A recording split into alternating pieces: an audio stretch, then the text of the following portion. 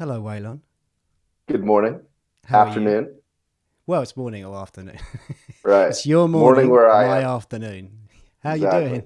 Is that a I'm cough? good. Is that a I'm coffee just you've got there? drinking. Yeah, I just ground my coffee and I'm enjoying it. And you're wrapping up your day.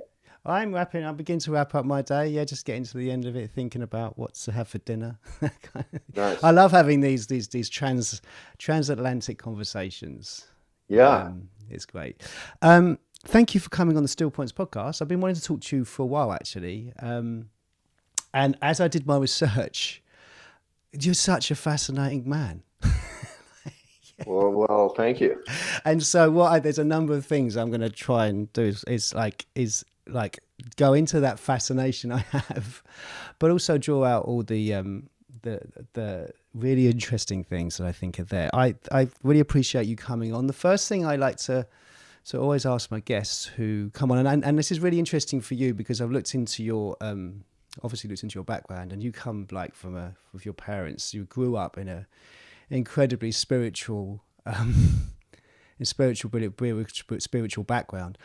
But for me, what's really interesting with all of that is, and this is the first question: when was, like, for you personally, the time when you realized that yoga or meditation or the contemplative life was going to be the way you moved in the world? That's a great question. I grew up in a Buddhist community here, an American Buddhist community here in Boulder, Colorado, and as a kid, I appreciated the kind of the fun and the splendor, and it was a beautiful world. A lot of elegance and a lot of tradition and a lot of kind of new exciting tradition. It was the coming together of all these crazy hippies and poets and the Buddhist tradition, and it was very exciting. But you And you grew know and you grew up in that. and I grew up in that. What years would that have been? So I was born in 1974, and the scene kind of kicked off the coming together of Buddhism and the West, which is quite a major historical event. It had happened in moments in prior decades, but for the first time, people were actually, um, we in the West were given this access to the full tradition, not just a book, not just a visiting teacher, but they could actually walk the path, just as Buddhists had in Asia for millennia. And so I grew up, I was given all of that as a kid. And I basically, like most kids, wanted to play baseball and skateboard and play video games and, have a crush on a girl or think girls had cooties or whatever. So I wasn't that curious. And I always give people much more credit who came to Buddhism or meditation or whatever it is out of their curiosity, because I didn't. I was surrounded by it and it was fun, but I did a lot of it, but it didn't connect with my heart in the way that you asked. Right. So it took me going. I had a couple different moments, but it took me going out into the world on my own, and encountering wisdom, like I was reading Henry David Thoreau in college, in high school, and then I would come back. I was living now at a Buddhist retreat center, Karmicholing, in Vermont, and coming back to this weird Buddhist place that I kind of half made fun of when my friends would visit, my normal friends, normal in quotes, and reading Henry David Thoreau, getting super inspired, reading Walden, reading Civil Disobedience. If folks haven't read that, read it. And then coming back, taking this Buddhist studies night class, and in a very kind of condescending beginner's mind way, saying, "Oh, there's some good stuff in this Buddhism." It was the first time it intellectually connected with me. So is it something like, it sounds like your parents were massively influenced by it, and you grew up within the culture of it, which everyone else would be, oh my god, someone Right. grew up in the culture when it was exploding. And I get you, Yeah. you're a kid, you're going, well, I just want to just go and be with my mates, and like, you don't do what Yeah. your parents do, right? Yeah. But this is a thing, we take this for granted now. We were like, oh my God, that would be amazing. But now, like, so you had this fertile ground anyway, which you took for granted. But and you were living in a Buddhist retreat center with your parents. Yeah, with my mom. At that point, my mom and dad had split, and my mom was this amazing single mom, and she was a teacher. And so I had gone to a Buddhist school when I was growing up here in Boulder, and then the Buddhist school ended at a certain grade, and we all went to kind of conventional public schools, and it was amazing. It was this like Buddhist invasion. Like all these Buddhist kids suddenly went to the public schools. And one of my buddies was like the high school quarterback, and all the girls loved him. And one of my buddies was the student council president, and she was in charge of everything. And I was like, at that time, I had skipped a grade, and it was like I hadn't met a class that I couldn't get an A plus in, or an A. I would be upset if I got an A minus. And as you can imagine, that made me a little less popular than some of my friends. And, I was really good at some sports too, but I had skipped a grade, so I couldn't really compete. So I think I just focused on learning. And then I went to Vermont because my mom wasn't happy with the level of public school in high school, on the high school level. So I went to this incredible uptight boarding school by day, like if you've seen Dead Poets Society or something. And Yeah. by night I'm in this weird middle of nowhere Buddhist retreat center surrounded by cows and rolling fields in Vermont. And it was fun, actually. There were a ton of kids in the summer, but during the school year, it just snowed, and I was stuck with all these Buddhist people who were kind of nice, but it was weird. And I couldn't skateboard. There was no concrete anywhere. So, How yeah. did it, if you don't mind me asking, how did that, like, what do you do? How does a Buddhist school different from a normal school, first off? Yeah, well, that's such a cool question. No one's ever asked that. So, this deserves like a lot of attention because the Buddhist school here in Boulder, where I attended it from, I think, second grade um, through seventh, and other people had attended it from kindergarten on, so from the very beginning through seventh, basically. And it was open to non-Buddhists, first of all, so it wasn't just Buddhist. And it was incredible. I mean, that was so fun. That was the best of both worlds because we were all kids, we were having fun, we were having crushes on each other, we were playing sports, whatever. But we also studied ikebana, Japanese flower arranging. We studied Kyudo, sort of Zen samurai archery. We studied, those are called meditations in action. So they were ways to meditate while moving. We studied tea ceremony, which was the worst thing ever as a kid because it's so boring. We studied we did kind of a military drill practice from the English tradition that was, we kind of got rid of the military part of it because we're Buddhists.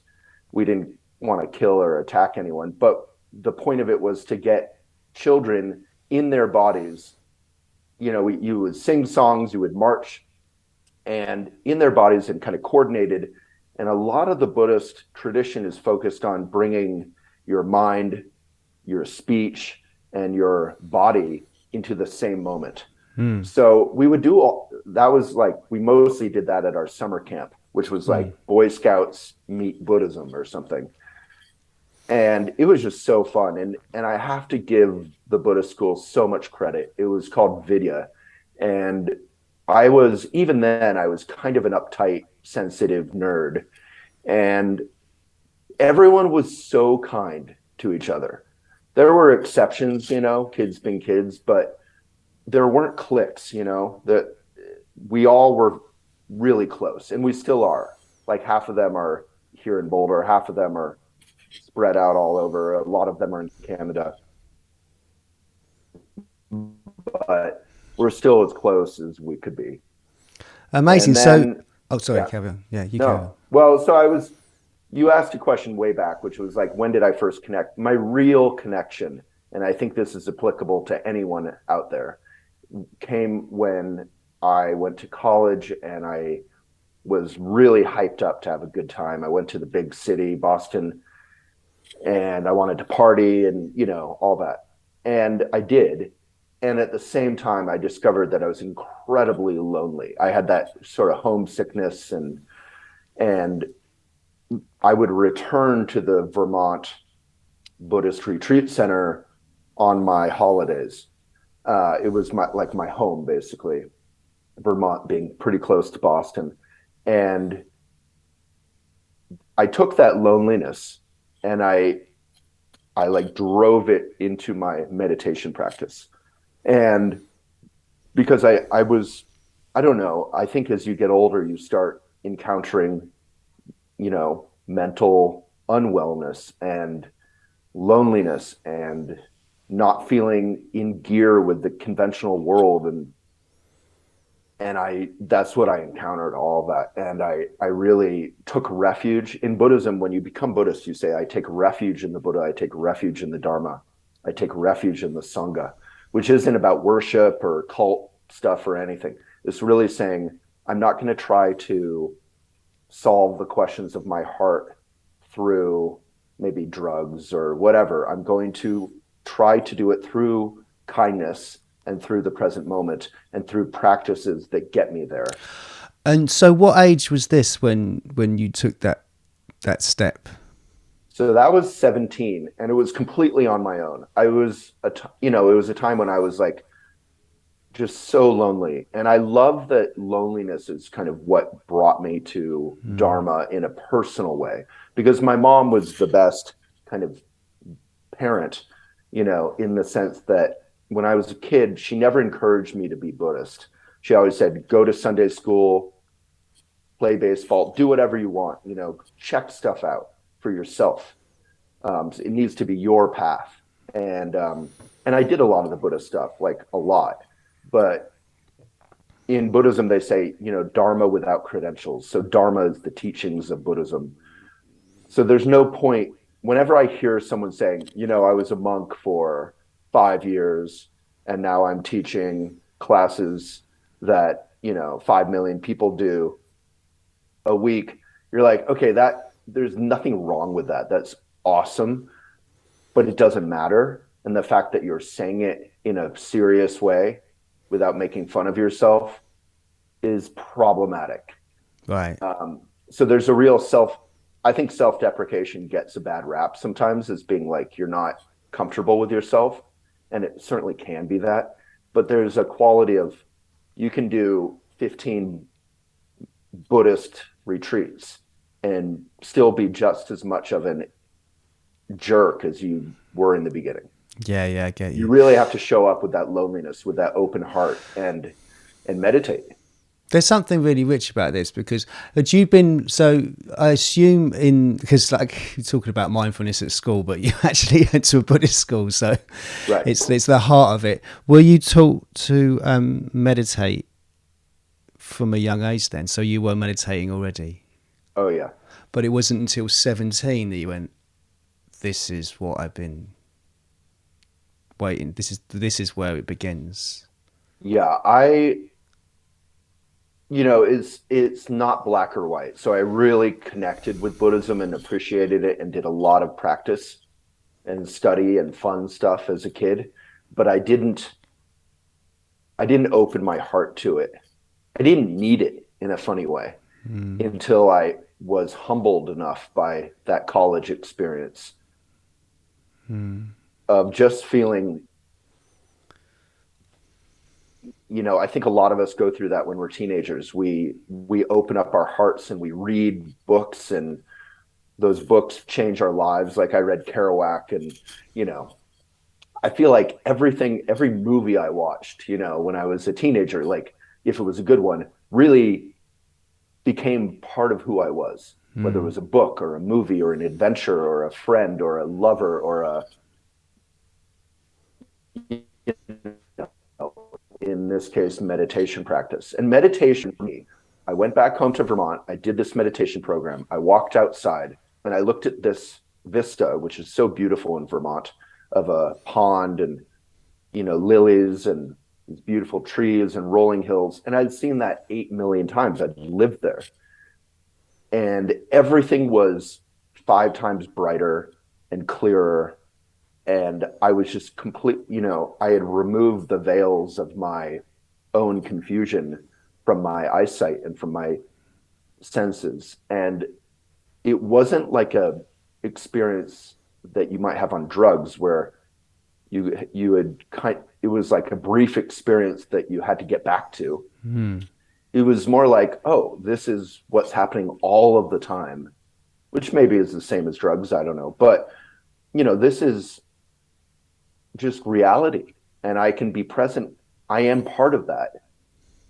And from then on, I was in 2 feet, Amazing. completely.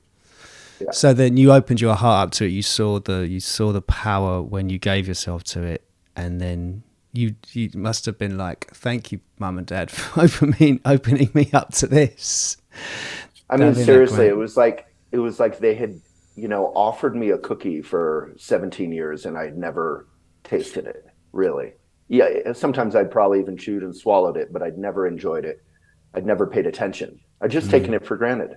And my whole generation, I should mention, of kids, we were called Dharma brats as kind of a joke on Kerouac's Dharma bums and army brats, kind of combining that. Army brats are kids of the military who travel all over the world, and Dharma bums is one of Kerouac's great books. And so we were Dharma brats. And I think I love that term because a brat is someone to whom much is given, and he or she or they take it for granted. And I love that because our whole path was to not take it for granted, to actually own and process it and then give it to others. So that's what I'm trying to do today. So what was the from that moment, where did you move next?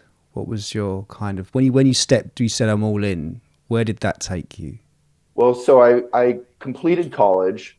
My Buddhist teacher actually encouraged me to complete college because there were various points when I was very young. Remember, I skipped a grade. So I was like, I can take a year off. I did take a year off. And I worked actually as a lumberjack, like full on cutting wood in the middle of Vermont and studying Buddhism like night and day, probably 9 hours a day or something. Um, and it was incredibly ordinary and boring and fun. And it was life. And so from then on, I really just studied a lot. I meditated a lot. You have to do both in Buddhism. You can't just study and become intellectually rich in it, but not put it into practice. And meditation is kind of the most important thing, but you can't just do that too. There's a lot of vision and view, and the point of meditation is not just for me. It's so that I can be a benefit to you and to myself and to my parents and to all sentient beings and to people I don't like. And Yeah. so I did that for years and years. And I did complete college, and I studied journalism and politics and stuff, which became relevant to Elephant. And then eventually I was very broke. I was trying to write a novel. I was like counting quarters, and I was pretty big by that time in the Buddhist community in Boston. And like I was playing big roles and really involved, but then it just, it wasn't happening. And I went to this big seminary, it was called, like a 3-month Buddhist practice and study up in the Rocky Mountains, kind of near Boulder, where I'd grown up. And I had done a bunch of those already, but I did that one and I fell in love with this girl from England, and we got a job after the 3-month seminary here in Boulder. We got jobs and an apartment in Boulder, and we fell out of love at some point. Off and on, we dated for 4 years, but at the end of that, I was here and I had a job working for Shambhala Mountain Center, that retreat center up in the mountains. And that's where I learned business and marketing and, publicity. And program development. I helped create some of the first big public programs up there with famous Buddhist teachers and famous yogis and famous whoever. Mm. And I kind of took all that mentorship and training and experience, and I wound up starting Elephant. And Mm. those people I had done the programs with became significant contributors and helpers. So it sounded like, I mean, that's a really great way to start your own thing, right? Is to study journalism and politics, then go back into the culture like Shambhala that you grew up in, that you knew really well, and you had like such an open space to all the rich teachers and teachings there. That sounds like a good foundation element for to do your own thing. What made you want to create your own publication? Well, I didn't really. There was this guy Travis who I um, I was working at Shambhala Mountain Center, this Buddhist retreat, and it wasn't just Buddhist. It hosted all kinds of programs, and I studied journalism. And at a certain point, I wanted to move on from that job and start writing professionally, and doing what I had studied, and traveling the world. I figured I'd write for like Outside Magazine and whatever, travel the world, write about it, have a good time. And so I started getting back into writing. And one of my first assignments was for this little yoga magazine called Yoga in the Rockies. And this guy Travis had been trying to start it for a long time, and he'd lost a fair amount of money investing in it, trying to get it off the ground. He wasn't a journalist. He wasn't he didn't really know what he was doing, but he had the guts and the business experience to start it. Mm. And when he met me, like literally in our first conversation about the article I was going to write, he was like, "You should come and be my editor." And I was like, "Hell no." Like, I just got done with Shambhala Mountain Center making awful money doing something I love. I don't want to make awful money doing something I love again. I'd grown up really, really poor with my mom, like really poor.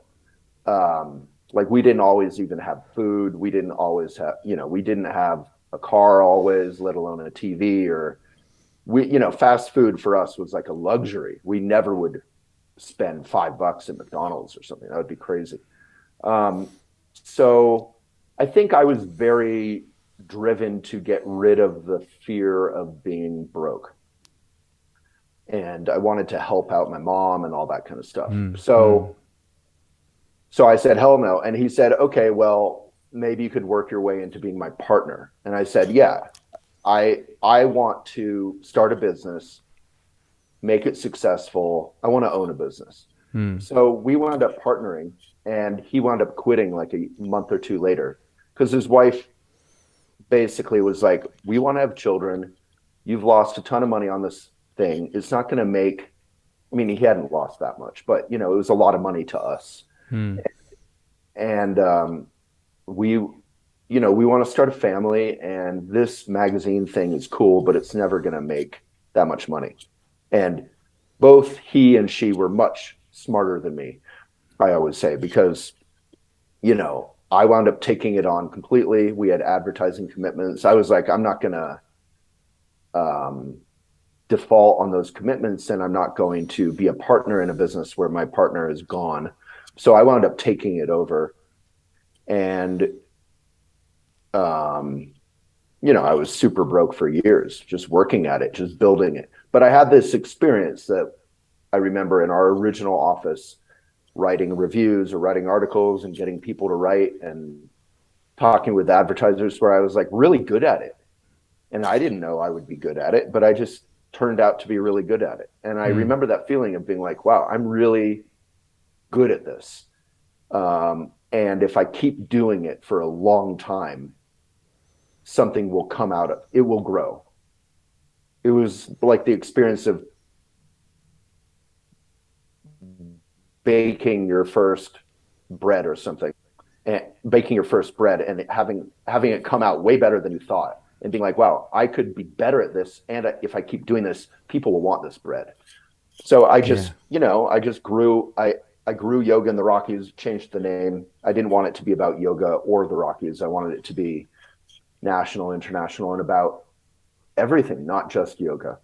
So I kind of changed the mission from being about yoga in the Rockies to being about everything yoga people cared about, including food, bicycling, politics, anything. And so we called it the Mindful Life, and I renamed it Elephant. Where did the name Elephant come from? My girlfriend, the one I had met up at Shambhala Mountain Center, I had a list of names. I had been part of Shambhala Mountain Center and the marketing there, so I learned like what goes into a good name, and what I had been taught was like, relatively short, visually memorable. It doesn't have to be literal. It can be literal if for certain uses, but for other uses where you want to be about 18 different things, like I wanted Elephant to be about all aspects of life. It actually helps to have a more general name, so it doesn't pin you down. So instead of having my name being like yoga and meditation, well, what if Yoga and Meditation magazine wanted to focus on LGBTQ rights, which we did, and do? And what if we wanted to focus on composting? Why are you seeing all this stuff in Yoga and Meditation magazine? There's always a tension there. But if you're called Elephant, no problem. So the main reason was, and I wrote an article about it at the time, but elephants are matriarchal, they're vegan, they're deeply feeling, like they'll mourn their dead. They're very intelligent. They're kind of endemic or representative of mankind's lack of relationship with our planet and nature, meaning they need hundreds and hundreds and hundreds of acres to roam and to be free. And if they don't have that, they start going extinct. And that is what is happening. And I say mankind because we men are causing most of the environmental devastation, not all, but most. And then finally, they're very sacred in the Buddhist tradition. They're very sacred in the yoga tradition. Lord Ganesh, who I always loved since I was a kid. And one of my Buddhist names is Lord of Wealth, which is the exact same name as Ganesh. And then my favorite thing is the legend of the blind men and the elephant. Do you know that legend? No, I don't. No. So there's an elephant and there's 6 blind men, I think, and they're touching Yeah, I the do. elephant. But Yeah. yeah, but still say the story. Story's great. Yeah. Yeah. So one is touching the leg and he says, oh, it's a tree. And one is touching the belly and he says, it's a wall. And one is touching the tail and he says, it's a snake. And one is touching the tusk and he says, it's a tiger, and, etc. And they're all fighting. And the notion is if they could open their eyes and see, they would see they're all talking about the same thing. And I love that legend for where we're at in this era of, MAGA, right-wing Trumpers and, progressive liberals and, the rich and the poor. And humanity is so divided and so kind of hateful in some ways, that if we could just see the bigger picture, see that we're all dependent on this one planet, see that we're all dependent on kindness, see that we're all dependent on facts, not alternative facts or lies, things would chill out. There'd be a lot less drama and a lot more love. I mean, around that time you had there wasn't that, obviously that was before the big birth of the internet, but you had like the magazines, you had Yoga Journal, like, which was everywhere. And you had, in the UK, Yoga Magazine. I think there's another one, there's a couple. And then you had Elephant Journal. I mean, I was from of the UK, so I never saw it published, but I assume it was published as a magazine, and then you changed it online. And I think what I really love about what you're saying is that maybe you saw what was happening in those existing publications and going, this isn't enough, or this is not going far enough. And I like the analogy then you were saying about, well, why aren't we looking at this area of the elephant and this area, looking at the whole area of like an elephant being yoga or spirituality, if you like, and Buddhist Right. spirituality, and saying, why aren't you talking about this and this? And it sounds like you had a real passion to bring those together and say, let's talk about these in an open way, even if it's a little bit uncomfortable.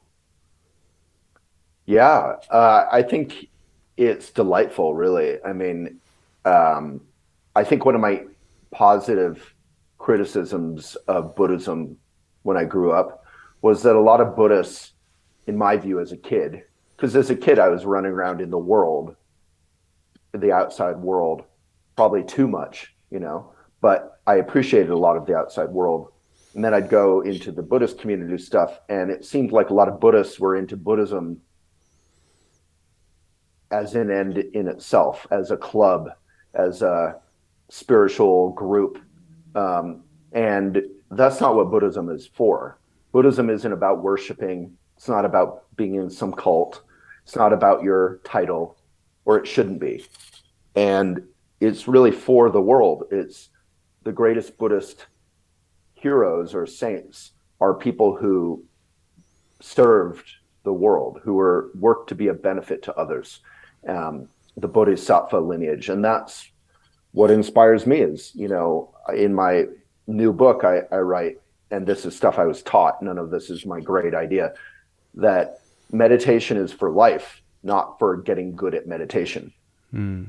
Meditation is to help us be good at life, not to be good at meditation. So yeah, I wanted to be about the whole world. I mean, how can you shut out the world and not care?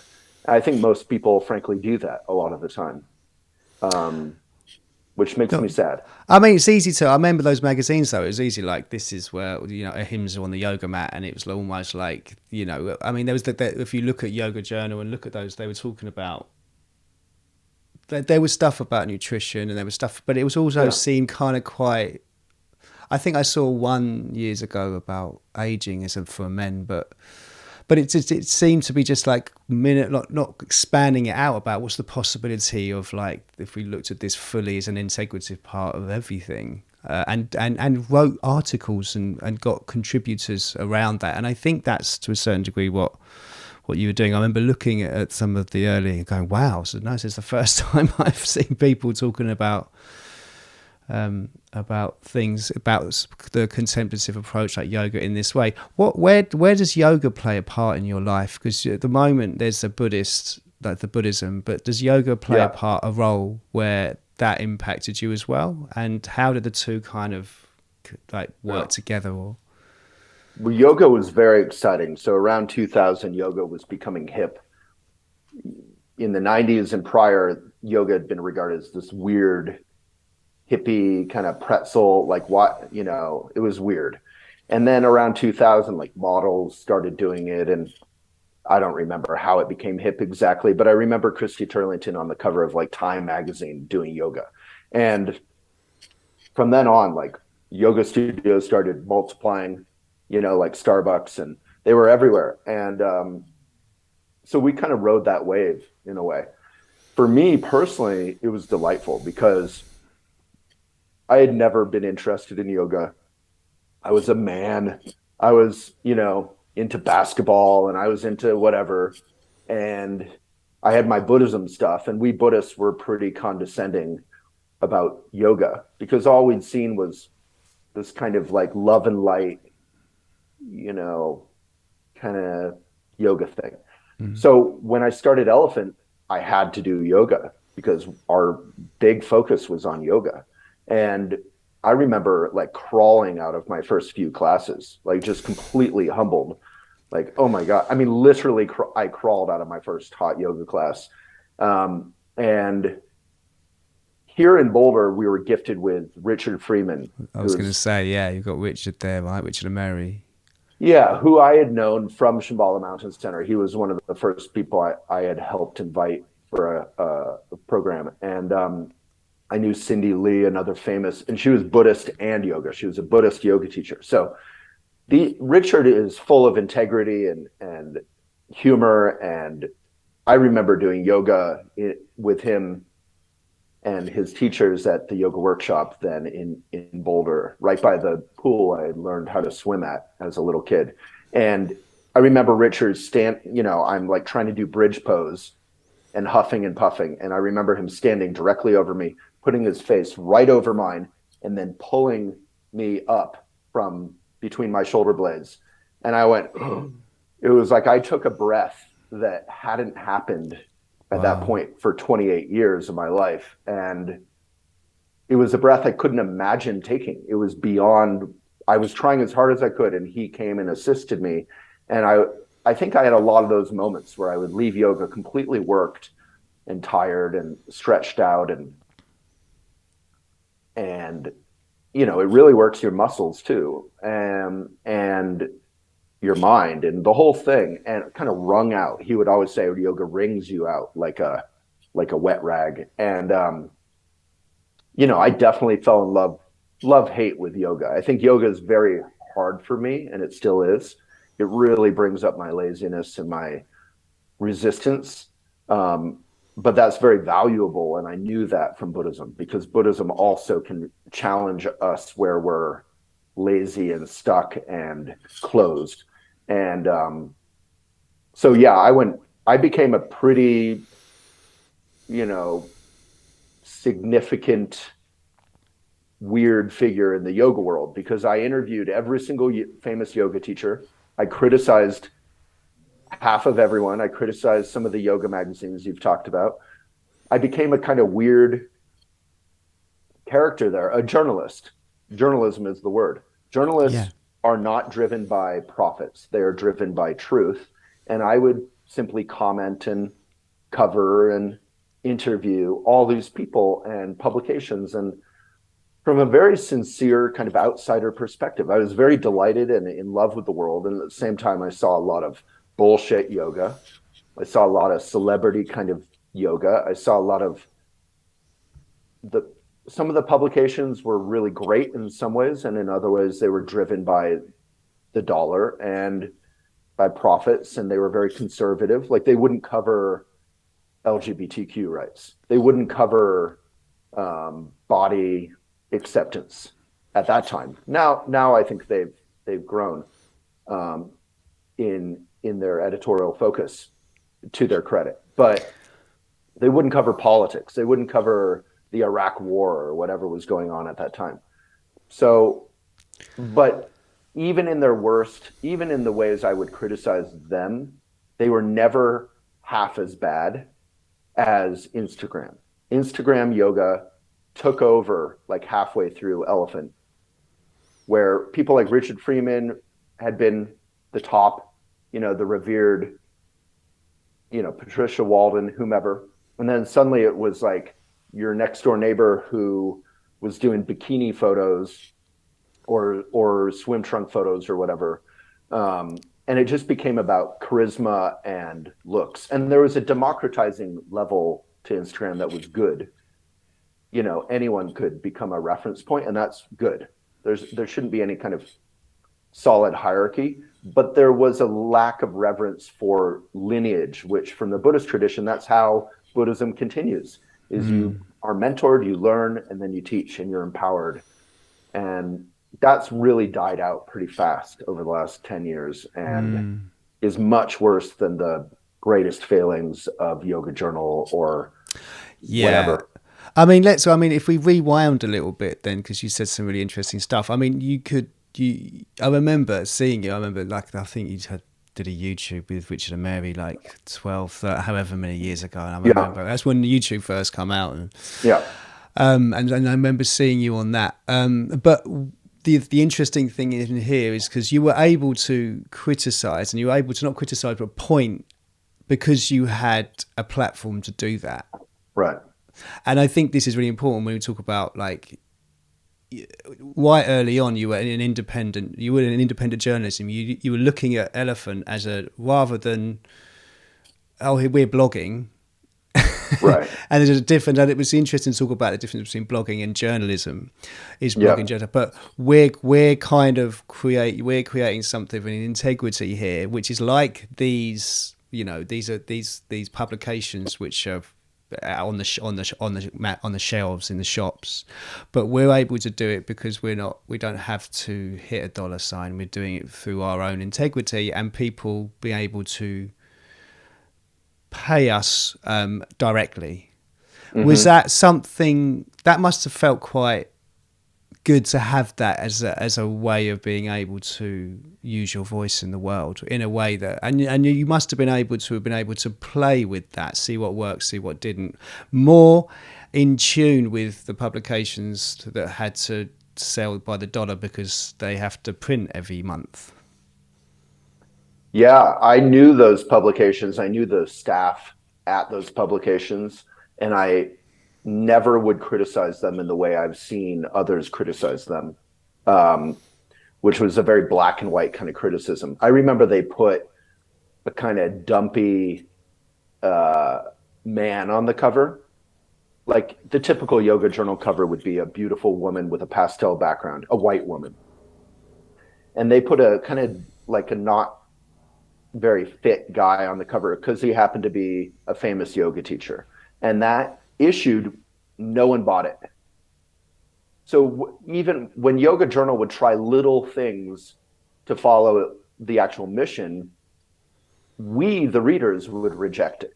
And so I always get irritated when I see these tweets or Instagram posts saying the media isn't covering whatever. You know, the media is ignoring the fires in the Amazon. The media is ignoring whatever. I hate that kind of thing because every single time, if you Google, and I hate Google, but if you Google, you know, fires in the Amazon or Ukraine war, or whatever the thing is that this tweet or Instagram post is claiming the media is ignoring, there's like 80 articles about it on the first page, and they're on the front page of New York Times or whatever, of good journalism, and people aren't reading it. It's like a lot of the responsibility is on us. And yet we're just giving our limited attention to Netflix, to Instagram, to Twitter. We're not actually being mindful, you know, purveyors or readers of journalism, let alone contributors. And that's another cool thing I think Elephant did is we said to everyone, we said, you should write, you should contribute. This was before Instagram and everyone kind of made it Yeah, popular. you did. Yeah. Yeah. And how did that go for you when you gave everyone an opportunity? Well, it was good because we had a crew of editors. So we didn't just say, you can put up your, you know, crazy anti-vax conspiracy theories with Jews or, you know, Jewish lasers or whatever Marjorie Taylor Greene is going nuts on. She's a nutty US politician. Yeah. So we said, you know, you can't be libelous, meaning you can't defame someone. You can't ruin someone's reputation unless you have the facts to back it up, in which case you can. And we did. You can't lie. You can't make stuff up. And the point of Elephant was always, how can we wake our culture up? How can we be a benefit? So we were really pretty narrow about our mission, like focused on our mission, which kept it really fun. And, you know, we had tons of articles that were kind of stupid, but even our stupid articles, I was really proud of, I have to say. Like I put up countless stupid articles, but I put up an article like, you know, criticizing Photoshop, and it would like before and after Photoshop. But what's the point of that article, right? The point of that article is, can we be okay with how we actually look? Can we make friends with ourselves? And in Buddhism, that's called Maitri, making friends with yourself. And that's one of the most fundamental and powerful Buddhist practices. So I really was shameless. I actually won an award that was called like most shameless, whatever. But I was shameless about like using any kind of pop culture thing going on to bring it back into, you know, some point like Dharma and being kind and all that kind of stuff. Yeah, I mean, some would call that clickbait. Totally. So have you been like Elephant Journal? You've been like, you just desperately clickbaited for a while. And well, is that a good thing to get people to get to your site, to get to the Yeah. the juice of it, if that makes sense. Yeah, I'm shameless about clickbait. Number one, I'm a journalist. So I know more about what clickbait is and what it isn't than anyone ever accusing me of clickbait. Not because I'm some genius, but because I studied this stuff and I care. So what is clickbait? People think clickbait is something super sexy or super clicky, like a before and after photo. That's not clickbait. If there's an article and it says, here's a photo of me in my swimsuit looking super sexy, and you click on that, that is not clickbait. It was an honest title, an honest image, and you, the reader, made the decision that you wanted to look. None of that was misleading. But if you do an article that says, take this wonder drug pill and you will grow all your hair back in 2 weeks if you're balding, and you click and you buy that thing and it doesn't do it, that is clickbait. You're tricking the reader. So clickbait is not clicky. Right. Clickbait is lying, is tricking, is a kind of, bait and switch. That's where the bait part comes from, bait and switch. So if I do a before and after Photoshop article and it connects you with the notion of Maitri and making friends with yourself, I don't regard that as clickbait. I do regard that as clicky. And why should I be ashamed of wanting people to read what I'm writing? Yeah, exactly. I think that, thank you for that, giving that understanding of it, because I think it's like you said, you being able to share that's really powerful. I mean, this is really great. I think it must have been suddenly getting so many people's words coming in, articles, and their own sense of journaling. It must have opened it all up, and then you could talk, and then given you so much more from which to kind of, live a mindful life from, I can imagine. Yeah, it was fun. It was hard, but it's funny I talk in the past tense because Elephant has really been kind of squeezed and throttled by Facebook and Instagram and all that. But we reached 30 million readers a month, and for a time we really were organically growing for many years. And it took a lot of work. It wasn't organic as in like natural, easy, but it was organic as in it was very human. It was very community driven. And, there were major controversies in our time that we covered, and we would get articles that were so hateful. And we would always try to kind of talk about facts and talk about mission and talk about society. And, we had our eye on the ball. And we would get so much criticism sometimes from both sides and, of any controversy. And so it could be very painful, to try to actually be a mature journalistic voice in any given controversy. Because in any controversy, there's usually like the rebels who hate whatever the controversial thing is. And the rebels are black and white about stuff. And there's the institution, there's the thing that got criticized, and that thing is very defensive and it doesn't want the criticism. So, and we would be kind of in the middle, and that being in the middle doesn't mean we agreed with both or we're kind of moderate. It just means we're looking for truth. So we would get criticized from both sides. So it was very hard. And I think the point of what I'm saying, in case it sounds too abstract, is none of that is going on in Instagram, in TikTok, in Facebook.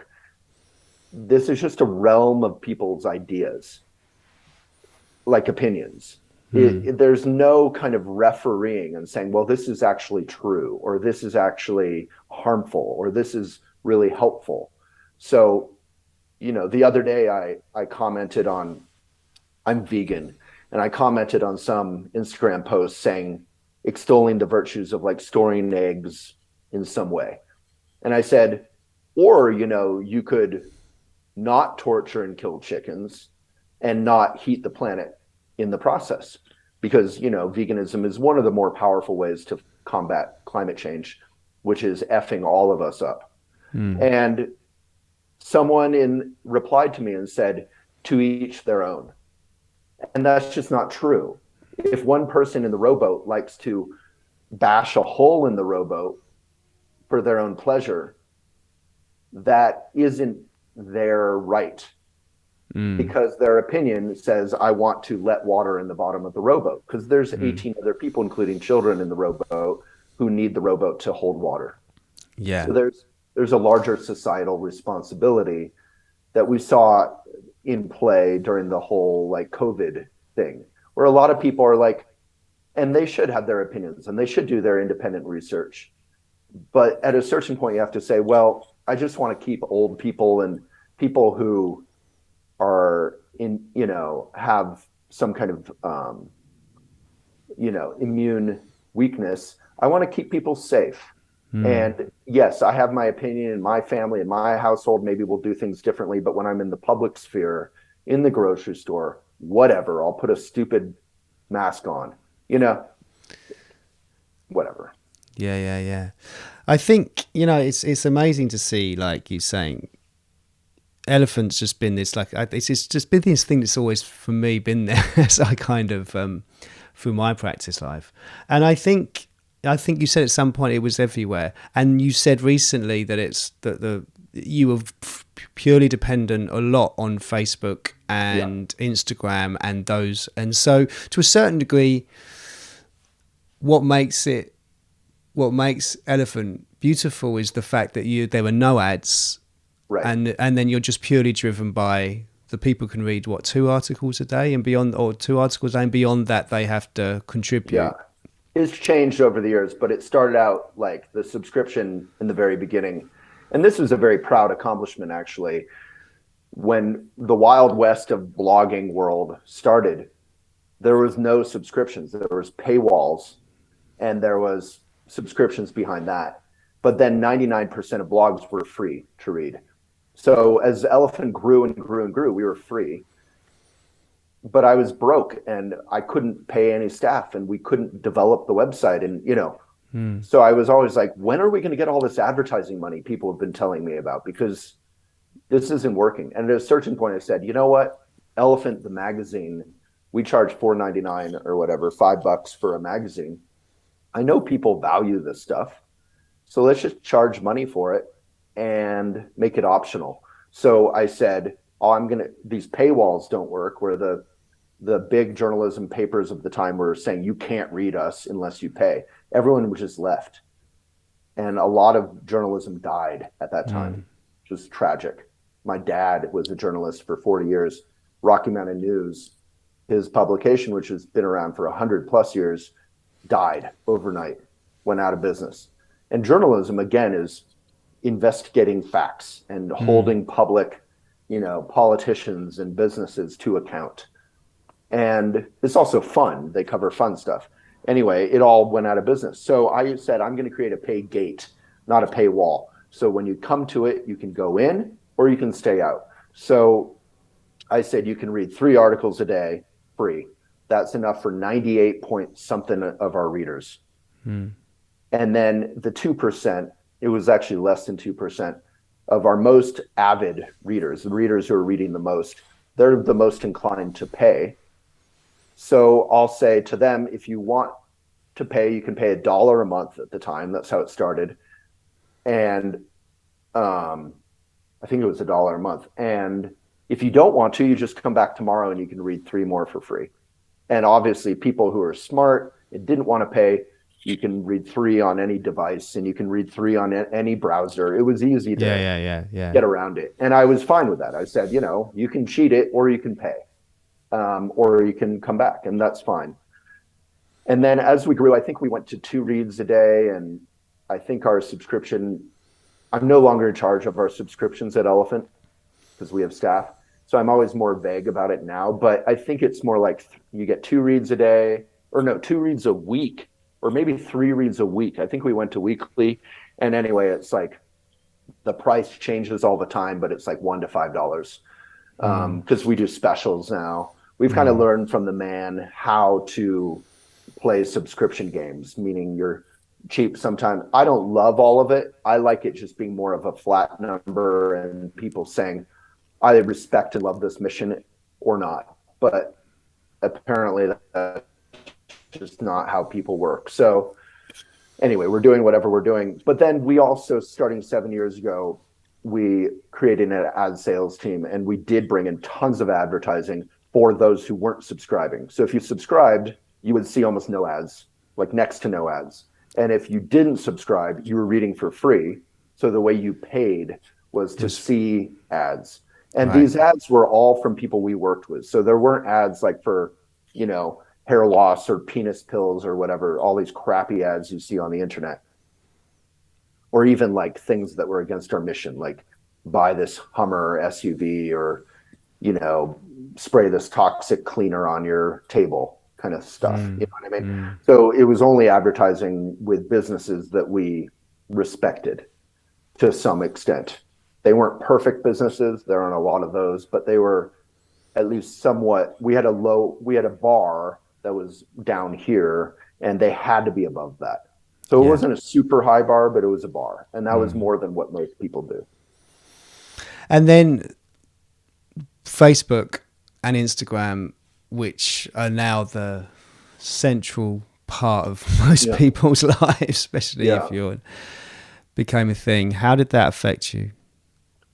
Well, Facebook, you know, in the beginning really said we want to connect people and we want people to come here for different reasons. One of those reasons being to read news, to find out what's happening in the world. So for the first, I don't know, 5-7 years of Facebook, it was generally regarded as a wholesome thing. And people connected and became friends and talked and read articles and yada, yada. At a certain point now, about 7-8 years ago, Facebook announced we no longer want to be a place where you come to read the news. We want to be a place where you come and you stay.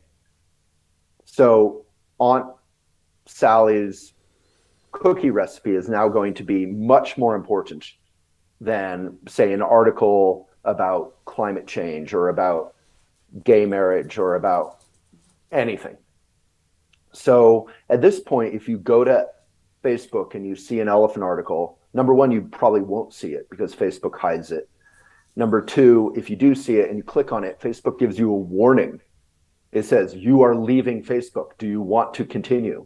And anyone in their right mind, especially the elderly, will be like, what is this, a sketchy thing? And a lot of people won't click it. So our traffic has gone from like 30 million to like less than a million a month.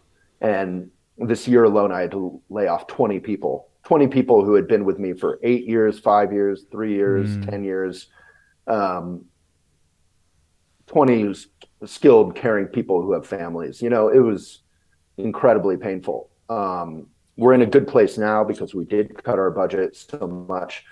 We're still reaching millions. We have 12 million fans on Facebook. We have nearly 1 million on Instagram. We have, you know, hundreds and hundreds of thousands on Twitter on 5 accounts. And we're jumping into TikTok reluctantly. And, you know, but basically those numbers don't matter anymore because all social media, particularly Instagram, is now about itself. So when you go to Instagram, you can see a photo of me, a photo of I'm a famous, beautiful yoga teacher. Here's a photo of me.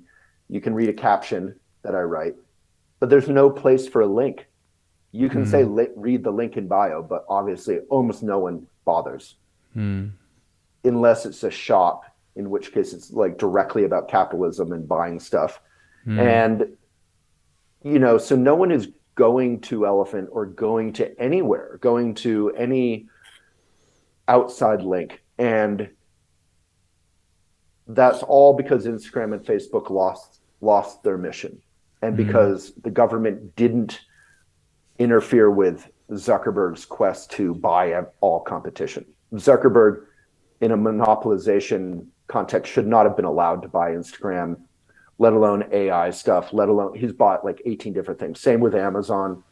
Amazon owns Audible and, you know, endless. If you look, Amazon bought Whole Foods. Amazon just buys whatever it wants. So under monopolization, there's no incentive to allow competition, and they regard things like Elephant as competition. So the independent media that Elephant is one of the last survivors of represents maybe 0.5% what is now Google, Amazon, Microsoft, Facebook, Netflix. It's over. Independent internet, let alone media, is kind of over. And anyone in their right mind would tell me to give up. But you're not going to. I don't know. I mean, it's hard not to give up because when you publish a book, you know, like, so I'm writing books now because my first book did really well and I published it independently. I boycotted Amazon in doing so. But if you boycott Amazon, um, you wind up boycotting a lot of the conventional publishing world. That hurts your success too. It's a little bit like, yeah, you can farm biodynamically, organically, but if you want to boycott the grocery stores and you want to like keep it real and get it directly to people, unless the people are super inspired about that, you're going to go out of business. Yeah. I mean, I get the feeling I get the feeling it's obvious that you've been an activist and you're really passionate about things that are meaningful and that about people being able to connect and think bigger, but not be but looking at the man and stuff like that. And I think that's really powerful. And I think that's why I said, but you're not going to, because what do you think is the future of independent journalism? Like, because you're right at the heart of, like, if you were going to start it now, would you? And how would you do it? I definitely would not, from a Buddhist point of view or a business point of view. 100%. It's the stupidest thing. I think 7 years ago, I was getting a call a week from an investor saying, "Hey, we want to buy Elephant. We want, I don't think I've had a call like that for 7 years." And at that time, I rejected all those calls. I was like, we want to stay independent. That's the whole point. When you're owned by the man, even a little percentage, they want a return on that investment. Sure. And then they start saying, you can't put gay rights on the cover. You have to put, this sexy, beautiful person on the cover, right? You can't talk about composting. Who Yeah. cares? You got to talk about, you have to sell product. You have to be a great platform for advertising. And that's basically what the sickness that got to Facebook. Facebook went from being this kind of public square to saying, we need bigger and better quarterly returns. So we're going to get rid of organic reach and we're going to focus on paid reach. And that's fine to an extent. But when you squeeze the neck of organic reach, which is people naturally connecting and sharing and learning what they want to, eventually you start turning people off. So a lot of people who are on Instagram, TikTok, Facebook, there's parts of Instagram I enjoy, parts of TikTok you enjoy, parts of Facebook that are still good. But by and large, people have a lot of built up resentment about these platforms. So I think there's space for the right independent publication or independent platform to galvanize the enthusiasm of millions and billions of people. And the problem for Elephant at this point, as you probably have guessed, is we don't have any money to change our platform. So we've been investing in making our huge independent media site into a small platform for many years, a platform being like its own Facebook or like its own Instagram, where people can come, connect, DM, friend, start groups, talk about, people can create communities and share videos, do whatever they want. And there's still some editorial kind of mission focus to all of that. Like, we wouldn't allow child pornography as Reddit does. We wouldn't allow, hate speech or lying as Facebook and Instagram and TikTok do. So that's been my goal for the last 7 years, is to build Elephant into a platform. But I think honestly, we've been building the airplane while it descends. And we're kind of at a point where we've lost, like, we're fine as a business. We've cut our budget and we're we can continue. But we've lost enough community that, you know, even if we finish this project, which we're kind of close to, honestly. I mean, I've invested for many, many years in doing this, invested any profits we made in two things: one, staff; two, what I call the elephant ecosystem. And yeah, I don't want to bullshit anyone or you and say like I'm very hopeful, because I'm not. I don't think the world, most of us don't care. There's this movie Idiocracy about that. It's a comedy, but it's a painfully true comedy that a lot of us want to be happy, and a lot of us want to be safe, and a lot of us want to be comfortable. And if we have to ignore immigrants or the vulnerable or climate crisis or, a pandemic, uh, you know, that goes right back to the legend of the Buddha, Siddhartha, who he was a prince and he had a harem and he had food and he had everything he wanted. And one day he left the palace, he escaped because he was curious, and he saw a sick man, he saw an elderly man, he saw a dying man. He had never seen death, he had never seen sickness, he had never seen um, someone starving. He had never seen the world and suffering. And most of us, when we see that stuff, recoil. I write about gated community spirituality in my new book. We want to get back to our Netflix and chill state of mind. But Siddhartha, to his credit, said, "What the f? I've been in this palace and it's a lie. I've been in a gilded prison. I want to see what is actually true." And so he left behind his princely duties, for better and worse. He also left his family behind, and he went off and learned the truth. And the truth, while painful and sad, is also the gateway to compassion and love and joy and community, all the best of what we see in society. And that's I don't know, that's all that matters to me. I mean, it sounds like you're trying to do the right thing with with your platform, the eco platform, like, and I hope like it works, because sounds like having creating your own thing. I mean, that's bold, man, and like pat you on the back, bold for trying to create your own little social platform, which Right. is like your own thing. And like literally, as soon as it's up, I'll join, and I'll tell everyone I know Yeah. to kind of support to understand. I think, and when I think I really appreciate you laying out what Facebook and how Instagram work, and how they kind of like, businesses like yours, they kind of push it down, and so trying to create conversations like this, and understanding it is like how to help each other. I think you're right. Facebook is still a behemoth. Instagram is still a behemoth. It's still a thing, even though we're scrolling. It's still taking your gaze away from the real things. Yeah, and it's not black or white. There's a lot of good in them. But I think what I hope people remember is, I think some poll came out that like 85% of young people today, their top choice for a future career is to be an influencer.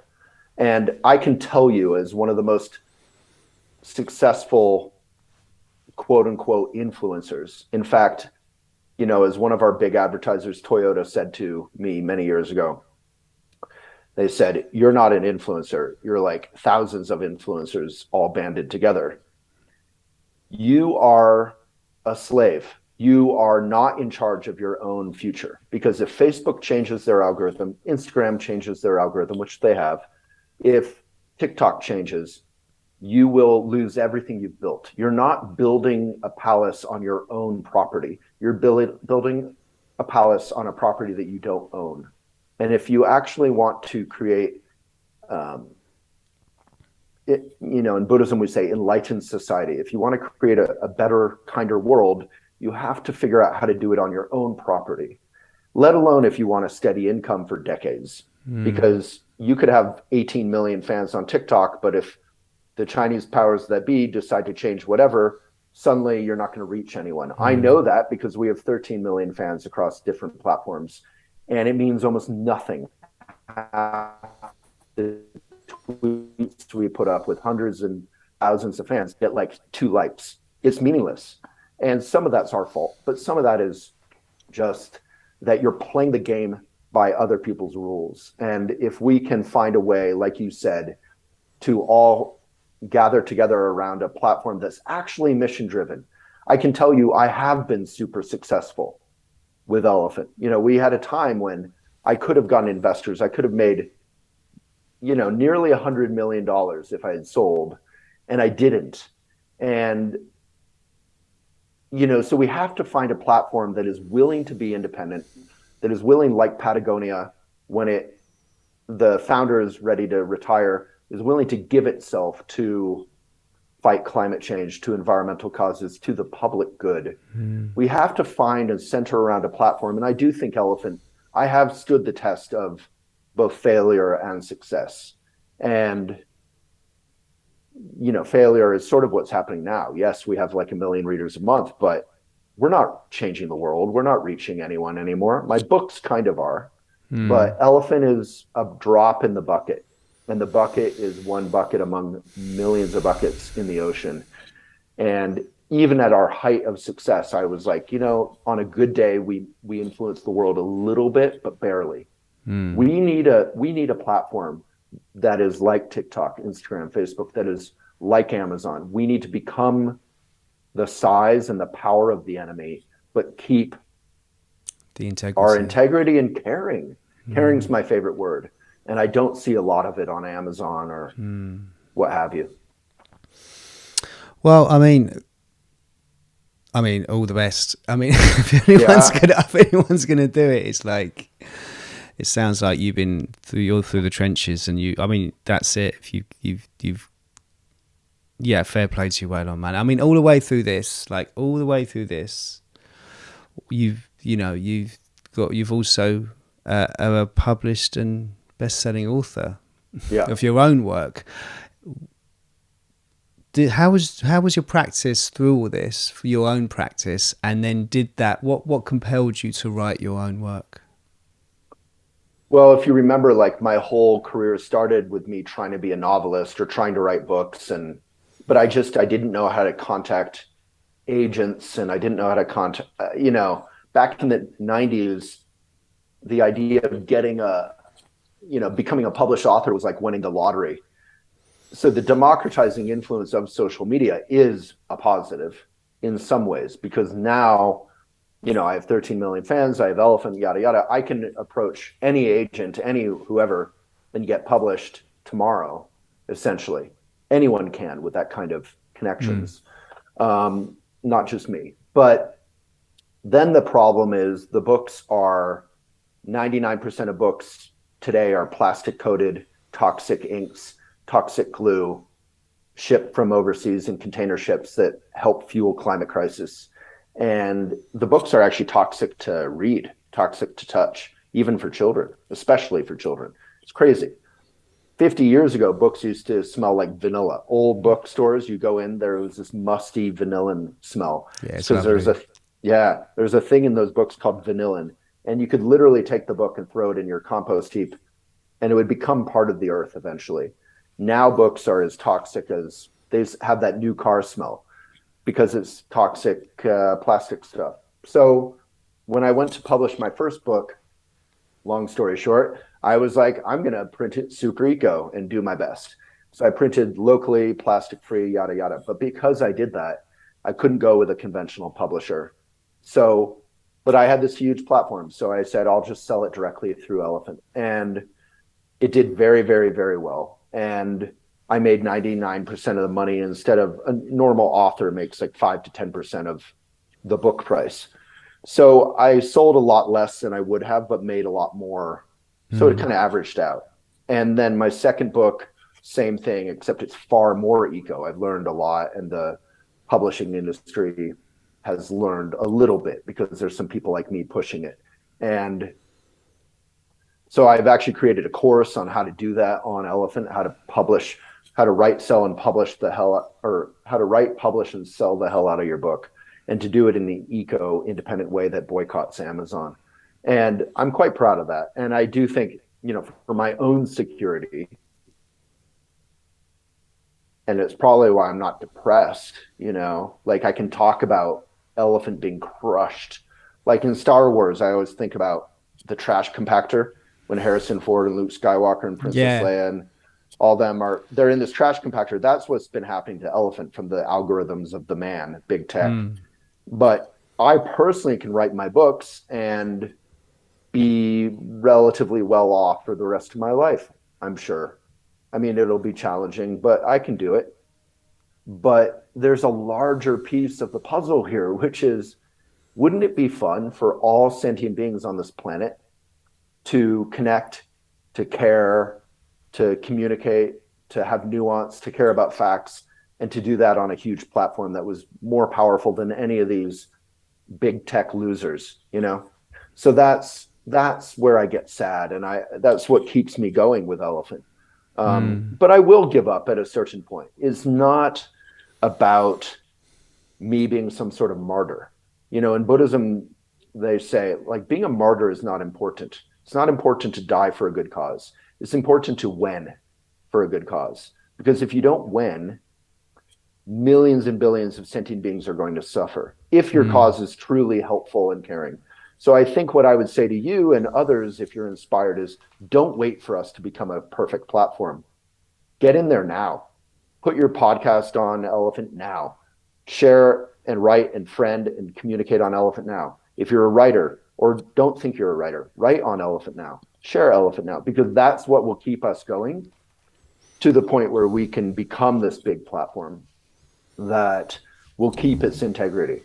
So you still invite writers to contribute even now? Oh yeah, I mean, part of the platformization of Elephant is anyone can go to Elephant and write on Elephant in 1 second. Literally, like Instagram, you can post immediately. There's no editor on Elephant. It will go to what we call the now section of Elephant, which is 90% of Elephant. And then the editors will go and look at the now section, and they'll say, wow, this article has huge potential. This article is amazing. And we'll share those articles. We'll cherry pick those certain articles, and we'll edit those and make sure they have a good photo and, no typos and yada, yada. But 90% of Elephant is now kind of like Reddit, if you know Reddit, where you can just post whatever you want. The final step of the platform is what we're working on now, which is groups. So I want, Scott, you could go to Elephant in a couple months when we finish groups, because we've built small groups, but we need big groups. And you can start your own podcast group, your own whatever your passion is. It could be knitting, it could be yoga, it could be, your city or your town where you live. So like a subreddit on Reddit. And once we have that, we will be ready for anyone, because we have instant posting, we have editors, we have sharing, obviously. We pay the most successful writers on Elephant. And yeah, we kind of have all the pieces. We have friending, we have DMing, messaging. You can slide into the DMs of anyone already. We have all these pieces, the final pieces to have big groups, which, everything takes a lot of development time and money. Well, I wish you well, man. I mean, like I said, it's just it seems the natural way for Elephant to go. I do want to pick you up on your book though, because I have because while we're here we might as well. I mean, sure. I did download it and it's really gorgeous. Like things what is it called? Give us the name. Things I Would Like to Do With You. And then Things the new one, I Would Like to Do With You. Yeah. Here's Things I Would Like to Do With You. And the new one is called, long title, It's Never Too Late to Fall in Love with Your Life. It's never too late to fall in love with your life is a really beautiful title. And I really love the way that you've done it, like 108 little kind of sharings. and then expanding on them. I think it's a really beautiful little concept, like a book you can just pick up. One of those books you can just pick up and open on any page, and you just go, Yeah, right. Is that why you exactly. kind of wrote it like that? Yeah. So in the Buddhist tradition, there's these sort of practice helper is we have these cards,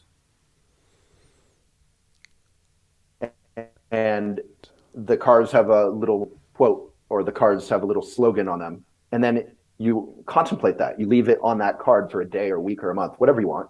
And on the back of the card, there's more in-depth commentary. And that's exactly what I've done here. Is I basically just took 108 of the most helpful lessons I ever was taught, or that I learned the hard way, or that I learned the easy way, and I made all of it hopefully more accessible, and made it so that people can learn stuff the easy way. Because ultimately, that's like half the point of my life, or hopefully anyone's life, is to learn, whether it's the hard way, the easy way, and then to pass that on to people in an easier way, so they don't have to Yeah, make the same mistakes we made. sure. And so, yeah, it's meant that you read one a day, or run one a week, or one at random.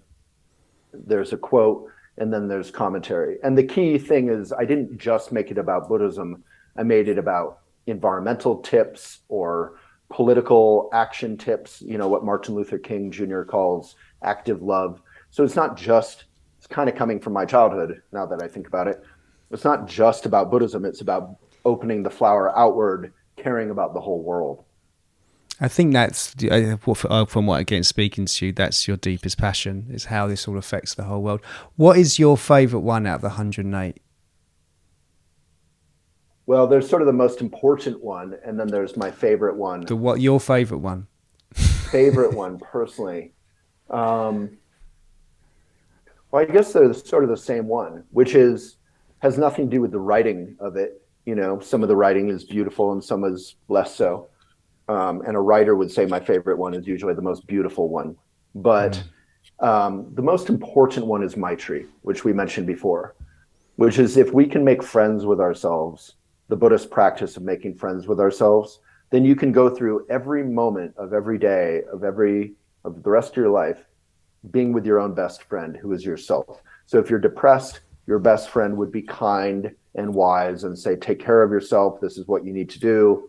Don't scroll Instagram, get outside, exercise, connect with friends, meditate, go to therapy, whatever eat good food while actually paying attention to that food. Your best friend would be a helpful presence. So you can be your own best friend. And that's the practice of Maitri. And the fruition of Maitri is that we stop being so self-absorbed, and we start being powerful in a vulnerable, open, kind, caring way.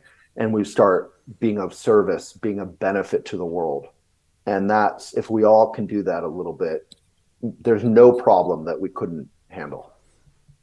Beautiful. I mean, that's great. I mean, I definitely, I've read a little bit of it, and I just implore everyone to go out and get a copy. I'll put a link in the show notes about how to buy it. How you have to buy it straight off the shop from Elephant Journal shop, right? Yeah. No Amazon here. No. Yeah, people keep saying, oh, where do I get this? And, in the future, I may publish in bookstores and all that, but I need to have the power, which I think I've accumulated so far with my books, to say, well, the book has to be relatively eco. It won't be as eco as my books have been. It has to be printed more locally. I'll have some power to make sure that if the vehicle of the book is toxic and is hurting the planet, and the book is talking about not being a toxic person and healing the planet, I find that hypocritical. So it's the ultimate Maitri book. Yeah, hopefully, at least for me. Yeah. Good man. Listen, this has been a beautiful conversation. I always finish with the same question, and with everything you've coming from that childhood of being in a Buddhist school, everything you learned from that moment, going into running through Elephant, all of the articles you've read, all the books, the things you learned, the books you've written, the words you've expressed. What do you think it means to live a mindful and contemplative life?